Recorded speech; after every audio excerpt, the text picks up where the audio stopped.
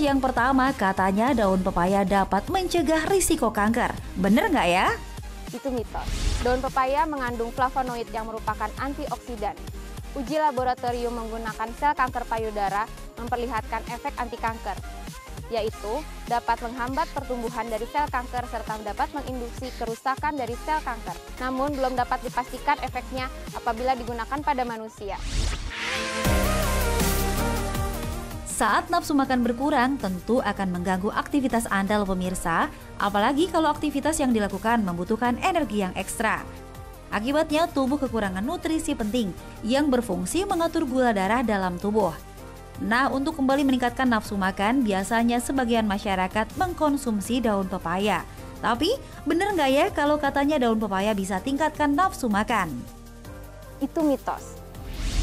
Karena faktanya dalam buah pepaya mengandung banyak vitamin dan mineral dan memenuhi kebutuhan gizi yang seimbang. Namun tetap diperlukan mengatur pola makan yang seimbang dan jangan lupa membuat variasi menu makanan yang menarik serta tetap rajin berolahraga. Hipertensi adalah kondisi di mana tekanan darah mencapai 130/180. Selain keturunan, pola hidup yang tidak sehat dengan banyak mengkonsumsi makanan berlemak menjadi salah satu penyebabnya. Di Indonesia sendiri, hipertensi menjadi salah satu kondisi yang menakutkan. Jika tidak diobati dengan serius, dapat mengakibatkan penyakit jantung koroner dan juga stroke. Nah, fakta atau mitos ya kalau daun pepaya dapat membantu mengontrol tekanan darah tinggi? Itu mitos. Memang sudah ada penelitian pada hewan coba yang membuktikan ada efek anti-hipertensi, yaitu dapat menghambat enzim angiotensin converting enzyme. Namun, dalam penelitian tersebut dibuktikan bahwa zat aktif dalam daun pepaya ini dapat dipertimbangkan lebih lanjut sebagai fitofarmaka pilihan obat anti-hipertensi. Pemirsa, alergi merupakan reaksi yang dilakukan oleh sistem kekebalan tubuh terhadap sesuatu anggapan asing. Salah satu gejalanya adalah ruam pada bagian kulit hingga diare. Nah, ternyata alergi juga tidak hanya disebabkan oleh lingkungan yang kotor saja loh, tapi juga karena makanan. Bener nggak ya kalau konsumsi daun pepaya berlebih sebabkan alergi? Itu benar, itu fakta. Konsumsi daun pepaya dalam jumlah yang cukup banyak dapat menimbulkan reaksi alergi pada beberapa orang yang sensitif terhadap enzim papain.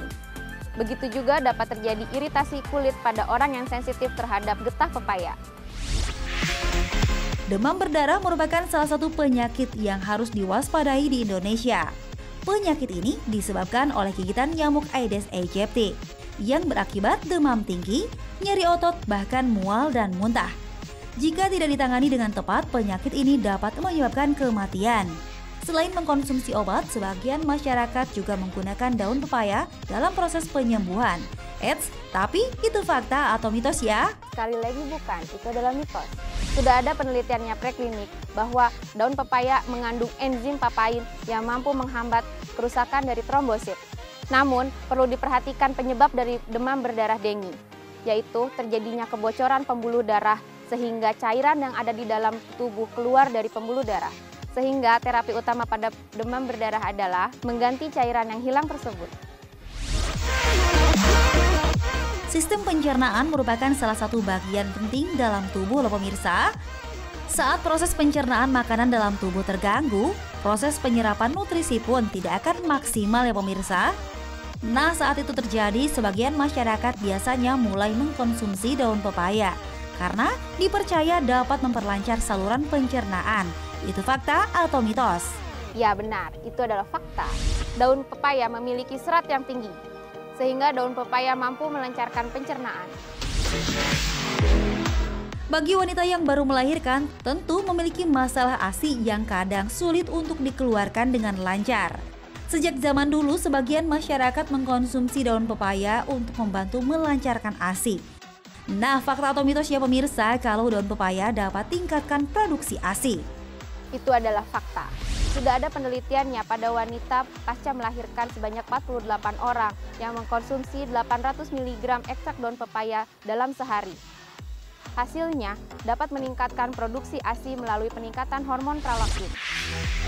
Pemirsa, agar daun pepaya dapat kita manfaatkan dengan baik, Berikut ini adalah tips konsumsi daun pepaya dari Dr. Tulus, spesialis farmakologi. Berikut ini adalah cara mengkonsumsi daun pepaya secara tepat. Yang pertama, cuci bersih dulu daun pepaya. Yang kedua, konsumsi daun pepaya tidak secara berlebihan. Yang ketiga, jangan menggunakan daun pepaya sebagai pengganti obat utama.